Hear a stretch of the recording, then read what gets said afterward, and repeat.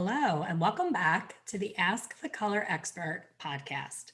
Today's gorgeous guest is Piper DeYoung. She is a brand mentor and graphic designer, and she has a special place in my heart because she specializes in our wonderful hairstylist industry and helps all of us get clear on our brand, on our colors, on how to get that right fit client to show up in our chair. Welcome, Piper. Yay. Thank you so much for having me. I love starting my mornings like this, chatting with people. Yeah, my favorite part of the podcast and being now an educator in the industry is the connections and finding and meeting people like you who between, me teaching color, you teaching branding and how to build a website, and there's people who specialize in teaching cutting. There's so many resources now. And when we all come together, it creates the ultimate package to just be super branded and confident behind the chair.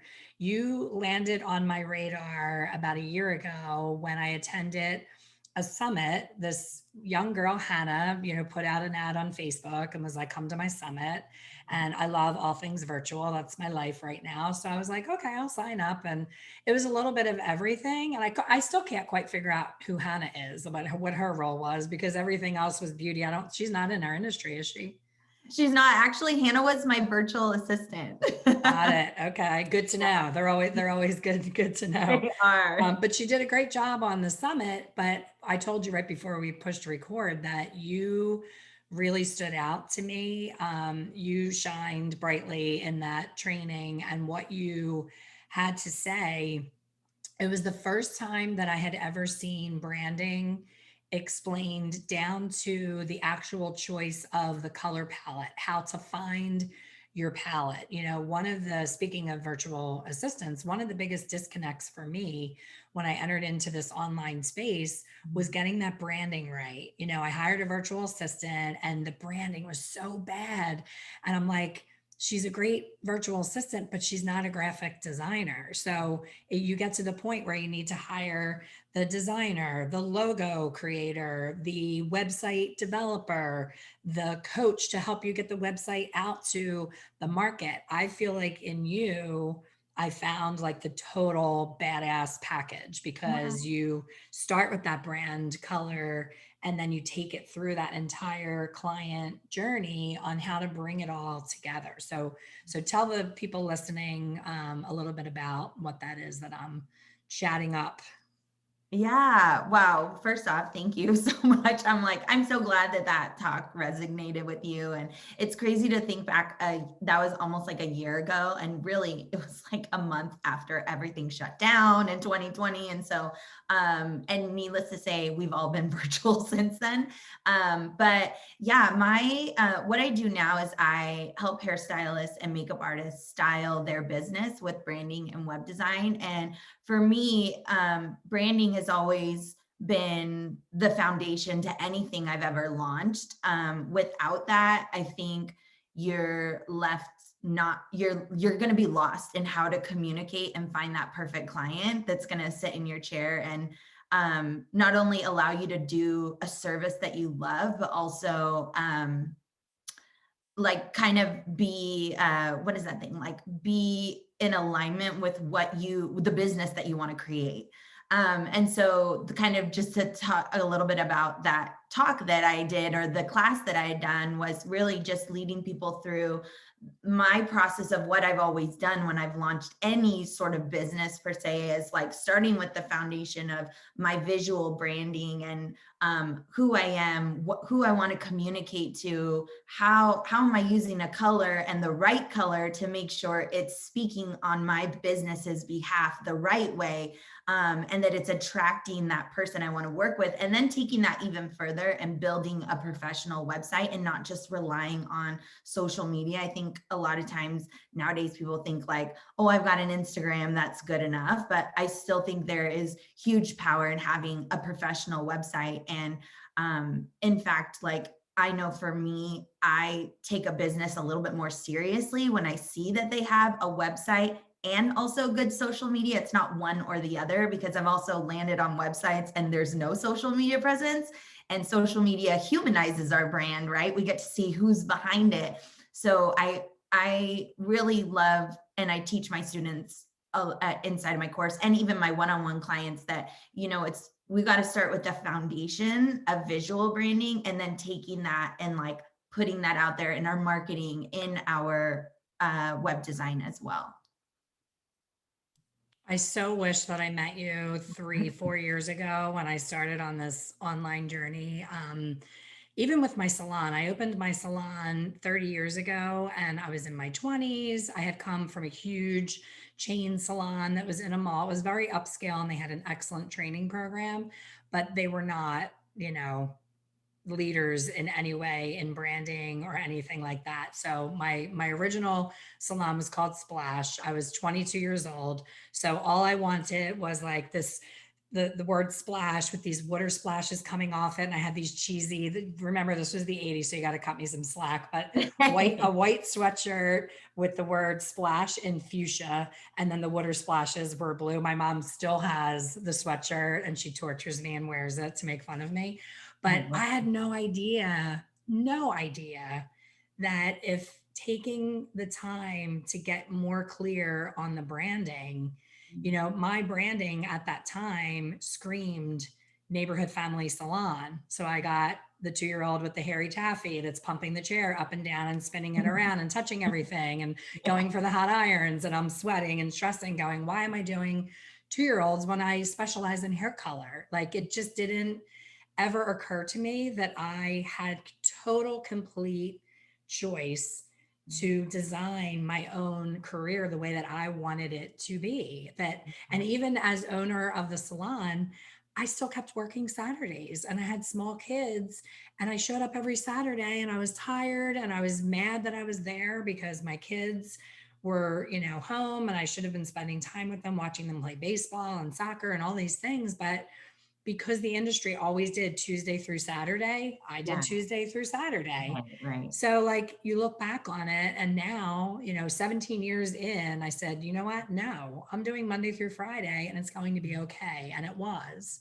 And then it was, I'm going to be the only salon in the area that specializes, you either do color or you cut. I don't want people to be generalists. I want them to go all in one area. And my business exploded when we did that. So taking those risks, but also forging a path and being organized and having the right branding colors, the right menu, the right website, to your point, when you look up a business last night, this is so random, but last night on Instagram, Sarah Blakely, who invented Spanx, had a post on this guy who makes your face into a custom pancake. He does pancake art. Yeah. And I'm such a dork. I was like, that is the coolest thing I've ever seen. And I need to meet him because I need to have him in one of my virtual events because that's entertaining, right? Doing a face with a pancake. But when I went to look him up, I wasn't impressed with the website or the Instagram. And I'm like, this is such a great idea, but he's not getting that he really needs to have that because he's from, I want to say Indiana or something. So like, how would I ever find him in Indiana if he's not going to have that right presence? Right. It's so crazy to hear you. Like, I've done the same thing where I'm like, oh my gosh, this is amazing. And then I go and I land on like their branding or their Instagram. And I'm like, so it's just like, I might ask myself, oh, I don't see anything else like regarding this. Was that just like a one-off hobby thing that they maybe did? Like, do they do this full time? Like it leaves the customer with so many questions. And that's where good branding answers those questions on your behalf, and talks for you, your website. But it's so crazy to hear you talk about, starting your salon over, 30 years ago and your first one. I think if you think about it back then, a lot, like years and years ago, right? 30 years ago, we like even 10, 15 years ago, I feel like it wasn't, I think as a small businesses, we still had the mentality that like branding and good design was for the big businesses, right? Like 100%. I have to have a lot of money to hire a marketing firm, a branding and design. And it was a lot of It money. It was a lot. still Yeah. could be a lot of money too nowadays. But I think because of social media and there's so much information out there, there's new tools like Canva, there's design platforms like Squarespace. You are worthy of a brand and you have always been worthy, but maybe it's more accessible to people now than it was even 15 years ago, or like, I just think back, it's crazy. I was talking to my aunt the other day and I was like, yeah, I think it's in like the early 2000s. I was like, wait, 2000 was 21 years ago. How did that happen? Like, it's so crazy, but it seems like it wasn't that far away, but it was far away. And how long we've come in technology and the accessibility for people to be able to do things. You look at the phenomenon with YouTube, you can make your own show. You don't need Disney or NBC to come to you and say, hey, I'm going to give you the opportunity to make your own show. You can do it yourself now. And I think that's what's so great about the day that we're living in and the age that we're living in. We can do it ourselves. We don't need permission from other people, or we don't need a huge budget even to make things look good. I love that. And I love that you said you can do it yourself, because what I wanted to be sure to touch on is that as hairstylists, don't get me started about what you're not prepared for coming out of beauty school. That's a whole other passion project that's like burning a hole in my heart right now. I just keep trying to swat it away because I know it's going to make my life crazy, but it's so needed. Like I can't even go down that road, but you come out completely unprepared and now you're told, so you have to have a brand, an Instagram presence. You have to know how to do TikTok and reels and, jump on a YouTube video and do this and that. And it's like very overwhelming to do all the things. And then along comes Clubhouse, which is sucking my time like Yes. crazy. And it's actually making me really anxious. Like it's making me feel like I'm not doing enough and I'm doing a lot, Yeah. so it can be kind of like that thief of comparison of like, oh my gosh, I need to do more.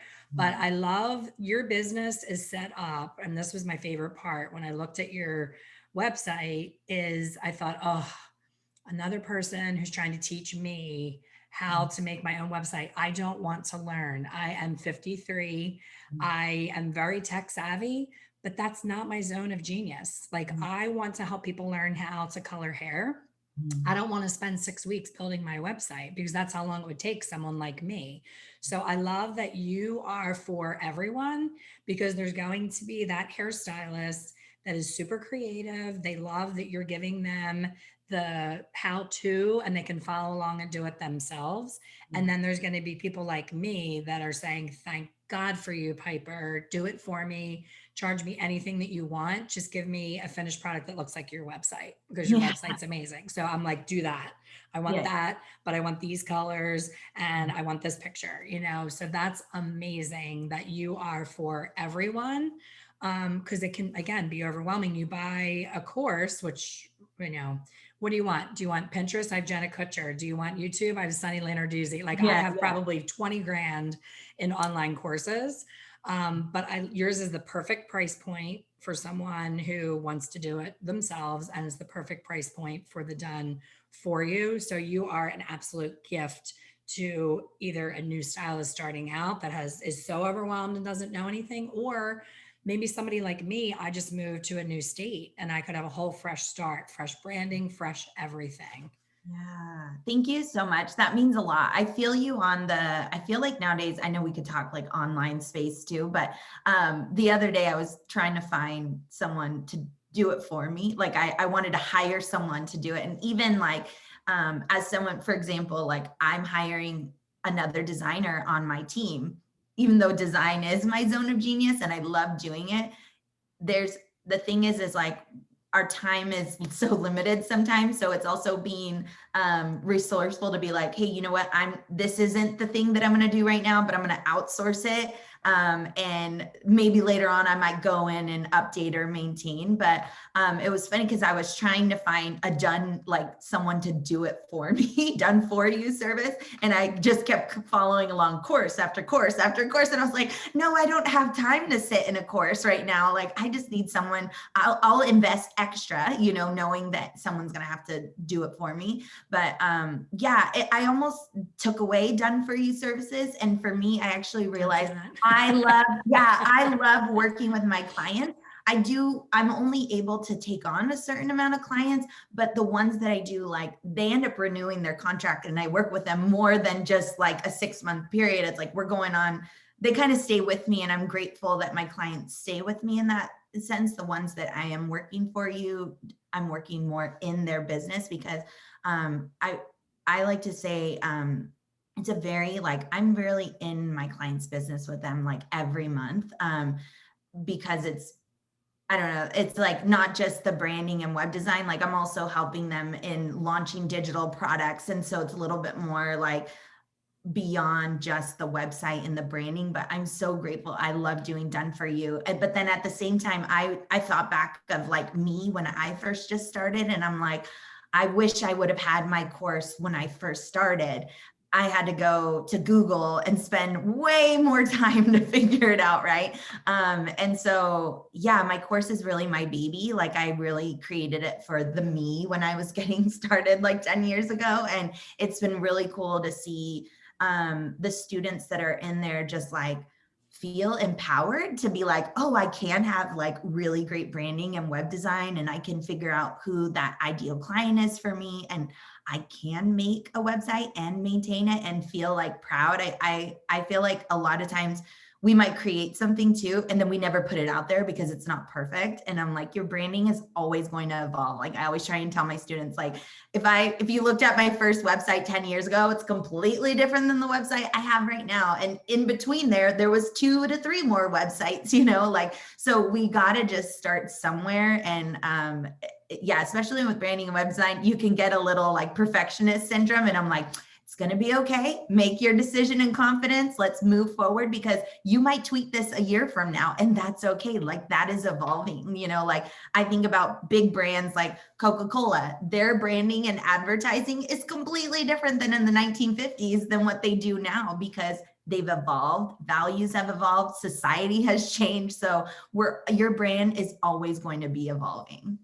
So true. And I love that you said you created it for the former you, because that's exactly why I do what I do. I love the phrase, your mess becomes your message, Yeah. because when you know how much you struggled to get something done, there's a million of you out there feeling the same exact way. And that's exactly every program, every pop-up class that I do. I say, what was I feeling when I didn't know? And how can I simplify that process and help that person to know? I love that your clients are staying with you and that you're integrated into their brand, because it always does have to evolve. I just found out the other day, it was an Instagram training, and they said Instagram began in 2010. I could not believe that Yeah. it's since 2010. And I, right now, I think I'm sitting at like 3,600 followers. And I'm like, are you kidding me? I've been on this thing. I got on in 2012. So I'm Yeah. like, I've been on this thing since 2012 and I only have 3,500 followers. So when I think of branding, when I'm on Clubhouse now, and that as soon as you speak, the whole audience is going to go and check out your Instagram, I actually cringe, because I don't want them to look at my Instagram. I feel like I need to rip it down and totally start over again, because I was like early 40s when I started doing it. It was for kids at the time. I got on there to stalk my kids. I wanted to make sure they weren't doing anything inappropriate. Yeah. So Yeah. I started out, my name was Laney Cake, because my kids named me that because I make awesome pancakes. Back to the pancakes again. So I didn't intend to use it for business. And then all of a sudden, I'm this online brand educator and I Mhm. have to have a strong Instagram. And I hate every second of it because I feel like no matter how much I work at it, how many classes I take on hashtags, on when to post, how often to post, what content, what to do, it's exhausting. It is Yeah. absolutely exhausting. So I love what you said in the beginning of our chat that it's website and Instagram. It's Yeah. website, Instagram, and Facebook and LinkedIn. And you if you have that strong brand that you help them to finesse and find, then it's easier to, if you Google me now, like if you type in my name, it's like my book, my YouTube, Yeah. teaching at shows, like all these things pop up. So Yeah. I don't have to lean on how shitty my Instagram is and be like, oh God, they're not going to learn from me if they go by my Instagram, because that's not all that I am, is my Right. Instagram. Yeah, no, I mean, I feel you on the Instagram thing. It's so exhausting. I'm actually trying to hire that out right now in my business because If you find them, send them my way because I'm over it completely. I feel you. And not to say like, yeah, my Instagram is my business tool. It's my main marketing tool for my business. But if you were to scroll back and like you're saying 2010, like I have my post there from I can find you can literally scroll back to I think 2011 and you'll see a screen my first website.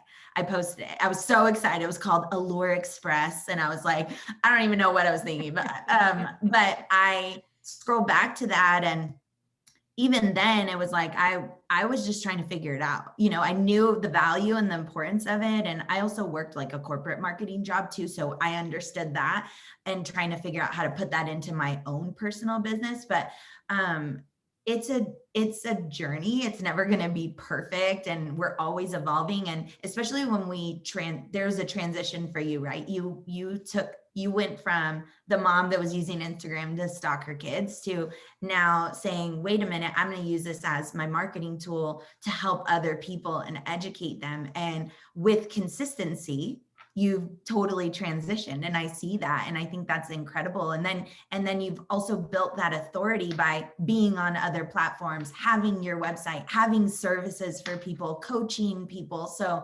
it's like, it's all, again, it's that journey. And like, I think you're doing an incredible job. And I don't know how to say, I feel you on, it feels like we're never getting it right, but like, we're all doing the best we can. And so, yeah. I go live on the regular on Facebook every Wednesday morning. I go live and just chat about hair color, and I bring on guests like you, and we just chat and everybody watches, and it's great. And I get a lot of traction. I have a really loyal following there. I can prop my phone up and go live on Instagram, and I've done it multiple times just as like a little test. I put it at the same time, same conversation, same everything. And I Yeah. go back and look, and it's like 7 people watched it. And I'm Yeah. like, what am I doing wrong? I don't understand. All I want to do is swipe up, Piper. Yeah. Yeah. I just want to be able to say swipe up and click the link instead of saying, Right. Right. go to the link in my bio. People put in the comments because they're my age. What is your bio? Where do I don't understand. Yeah. Where do I Yeah. get this link? So I'm like, and I refuse to buy followers. Like I know Yeah. people do. It's so obvious to me. I'm like, we started at the same time, girlfriend. Yeah. There's no way that you're at 125,000 followers and I'm at 3,500 and you didn't pay for any of them. There's no Yeah. way. Unless Yeah. you were streaking naked and went viral and got, 100,000 in one day. Right. No, it's funny because the follower thing, like honestly, where I got the majority of my followers was when I did YouTube. Like, but I was doing it wasn't business related. So I'll be transparent. I'm losing followers every day because when I transitioned to stop talking about motherhood and when I was doing YouTube and stuff like that, which again wasn't education based at all, but when I made that transition, I lost followers. I knew I was going to lose followers. And in fact, like literally it keeps dwindling down, but the followers I'm getting are the right ones. And it's Yep. now my audience is completely different. It's beauty professionals. And so I'm getting those. I hate to say it, at the time, I was like kind of in the YouTube, like the YouTube family vlogging scene. a lot of people that watch that, they're really young kids. Well, when I go to start talking about business and education, they don't care. They're not the buyer. They're not my customer anymore, per se. And so I think with any transition, there's going to be the gains and the losses. And like for you, if anything, I think that's really cool. You've been slowly, organically growing your audience. And in fact, like you're growing the right people rather than like buying people or getting an influx of people that just started following you because you went viral. But at the end of the day, they're not even, let's be real, we're in the online space, right?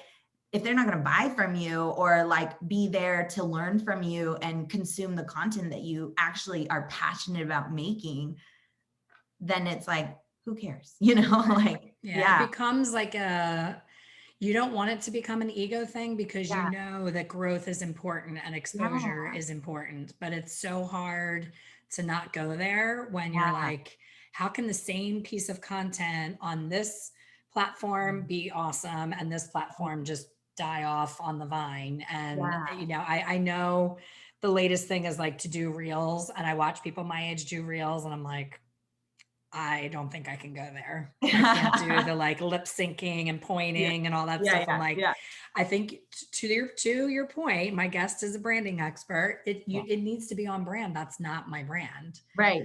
Yeah. If that's not authentic to you, then don't try and do something that doesn't feel authentic to you. I think that's really important. And if anything, when you try and force yourself to do something that's not you, you're going to grow resentment. You're not going to enjoy it anymore. That the fun just gets totally sucked out of it. And, like if you were to try and do reels and that's not you, and then you find yourself, you're like, like, I don't want to do this anymore. Like, you know what I'm saying? Like it can, for us, I think like sometimes it can spiral. And then it's like, but what about all the people you are impacting that are being touched by your posts, your stories, your lives over on Facebook, like you're still impacting people. And like, those are your peeps. You know what I'm saying? Like right now, my course, like I'm about to hit maybe like 100 members in there.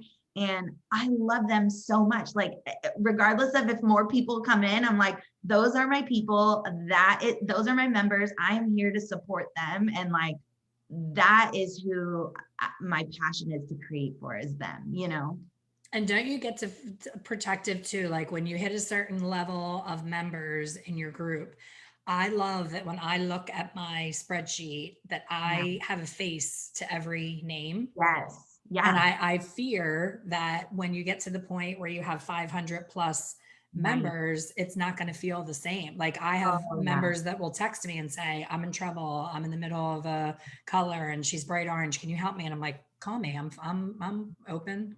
Get on the phone with me. And I'll say, turn your camera on. Let me look. Let me help you. And I'm like, as much as I want to help a lot of people, I want to help a little bit of people at a time and really be all in and there for them so that they feel supported, because there's so much noise right now. And so much, to your point, you can find anything when you Google it, and you can go down a million rabbit holes with YouTube, but a YouTube video is not going to solve your problem when that individual person is in your chair and you have a specific issue. It would take you 5 days to find the video to fix that particular thing. Answers the question.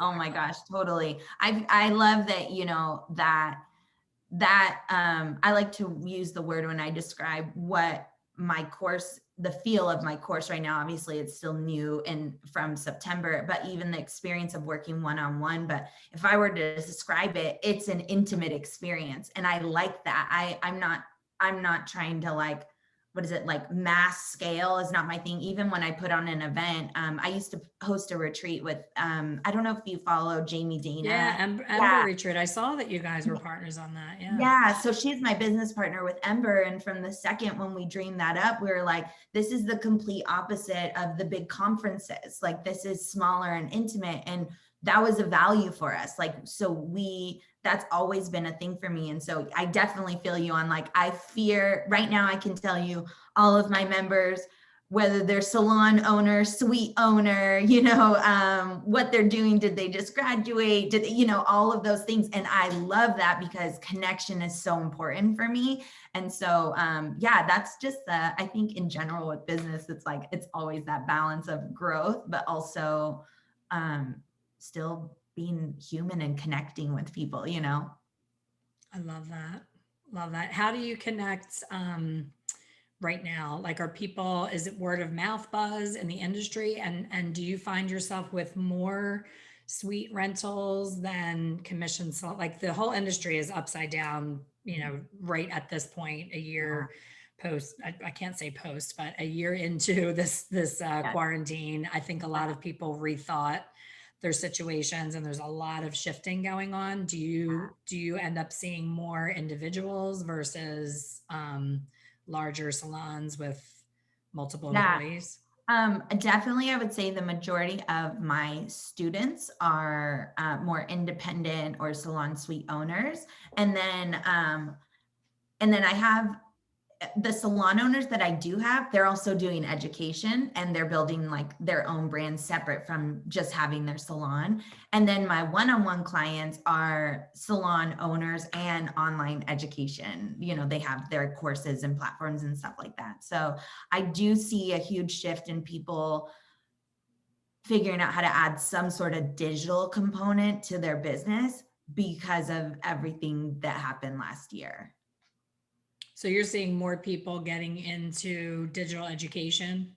Yeah, whether it not just even digital, but even just to the even just saying, oh shoot, I need an online shop, So then they're like, wait, I do need a website, like Okay, those so you're kind of. doing more like where people can buy products through their website. Yeah, through their website. I just actually added a bonus into my course that was how to add an online shop to your website. And I kind of gave 3 different ways you can do that, whether it's, the traditional route of buying inventory, marking it up 50%, shipping it, you're doing all of that, or selling through affiliate links. But, I think there's so many different ways you can create extra revenue in your business. But I think people are finally asking themselves, well, what is that digital component to my business then? Because they maybe didn't have to think about that prior to pandemic.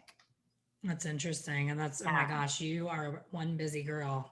It's funny because you most likely feel like me. I almost felt a little bit of survivor guilt during COVID because I was able to just wake up on a Friday and say, you know what, I'm going to do a pop up event on Tuesday and have 7 different educators live in my Facebook group. So I was having like mini hair shows Yeah. that I just woke up and typed it and said, come. And I had 2,500 people sign up for. Incredible. And That's it was incredible. people that educators they may have never heard of that, don't necessarily do the big shows, but are really awesome Yeah. teachers. And my husband was like, I've never seen you busier or happier, like, because the audience was home. Yeah. Normally it's like, when do I pick? Is it a Sunday or Monday? Now people work Sundays and Mondays. What is the best time? Yeah. So everybody was affected so differently that I almost felt bad at how well my life wasn't that different because I work on the computer. And Right. I just read somebody on one of the Facebook forums said, I'm actually getting a little sad that it's over, Mm. because that it's almost over, because she's like, I can't even imagine going back to that 9 to 5 grind. I think a lot of people are like, why am I dressing up and driving 45 minutes to an office Yeah. to sit in a cubicle and do what I can do on my computer? Of course, the salon industry is different, but people that could work from home and have worked from home, I think are going to have a really hard time going back to the minutia and the Oh grind yeah. of. Oh yeah, that's my my aunt and my uncle. I was talking to them yesterday. They work, very traditional 9 to 5. They go into office, but they haven't done that since COVID. And so their offices were about to reopen, and they actually were like, "We can do our job just fine from home. In fact, we get it done better because we're not busy with No the distraction. in Yeah. between." Yeah, yeah, it's so interesting, but. For our industry, it's just I am seeing people either finally take that leap into online education if they haven't already. And I love helping people develop digital courses, products, templates, whatever it is. Like, I definitely have a passion for that. But then I also see, other people that are, even just saying, wait a minute, I need to be able to sell retail digitally in case something were to happen, or what's my, digital plan per se, if I'm not able to work in the salon. I love that because stocking all of that inventory, and that was always my least favorite part of being a salon owner. A product would be hot and you would Yeah, have four of them. So then the right. next order, you order 12, and then the stylist is over it and they're on to the next hot product. So now Right. you have 8 dusty bottles of that fabulous hairspray that they thought was so great.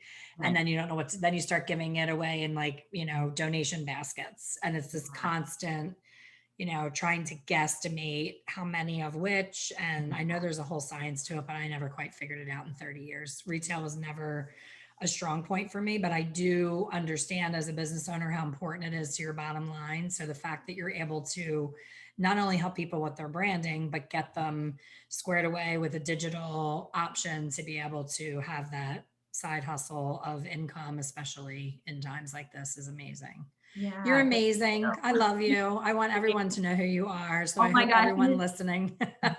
You're so sweet. Thank you. This has been so much fun. I'm like, I again just thinking back to when we connected last year and like it's crazy what a year's been. And I'm so glad you reached out. Like this has been, I can't wait. I have so many questions for you. I'm like, I can't wait to connect with her after because I'm like, I Yeah, we want to know definitely need to your connect. story, even more. So this has been For sure. awesome.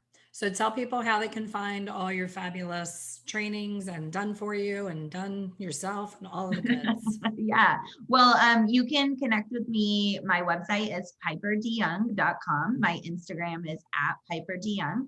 And I also have my course that I was talking about. So if you are more of you're ready to DIY, you have some time to learn, you want to learn a new skill in your business, my course is called the Web Shop Lounge.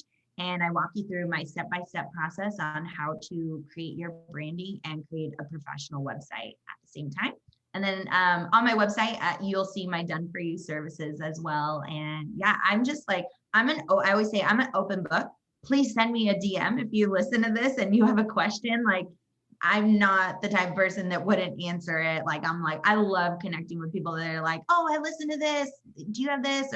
And I love connecting people. So if you DM me and I'm like, my personality is like, oh, this person, they got to connect with this person. Like, that is what I love so much. So yeah, come say hi.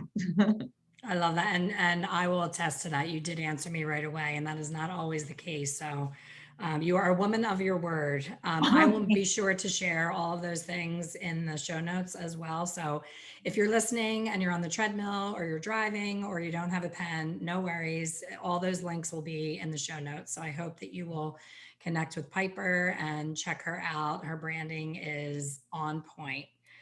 Thank you so much for listening. Piper, thank you for being here. This was such a pleasure.